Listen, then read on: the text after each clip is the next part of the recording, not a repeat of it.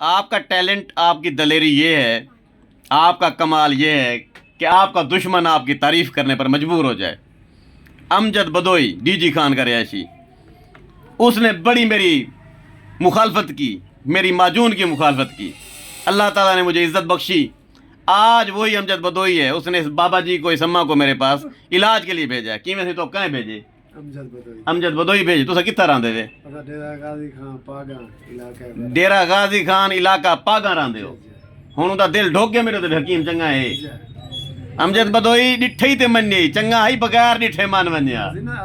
सवेर दा सुन दे ताको पता नहीं मिलदा। मां को पता पूछण गया भाई कित्था बनने, क्या करना है, किवें किवें मैं पहुंचा। मेहरबानी लाला तेरी, तैं लाले को रास्ता समझाए, मेरे तक भिजवाए भी। तेरा पूरा डीजी खान मेरा मुरीद है।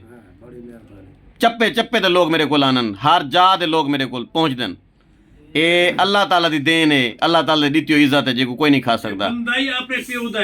सवेर कलू ला के हुण तक 1150 मरीज मैं चेक कर चुका। हुण पता नहीं रात तक मेरा क्या हशर थींदे, खुदा जान दे। ए जनून, ए पागलपन कहीं मुआलज नहीं होता जरा मेरे विच आया। बंदा मैं खाली ना भेजे सा दवाई, किमें सी दवाई दी तो प्रोटोकॉल मिले, रोटी खादी वे। बेस्ट ऑफ लक जी। क्या है?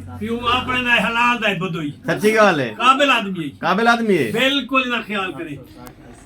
आ भी तेरा ख्याल करूं, मैं तेरे इंतजार बैठा, तू आसे दा गाल बनसी। अमजद बदोई डीजी खान जिंदाबाद।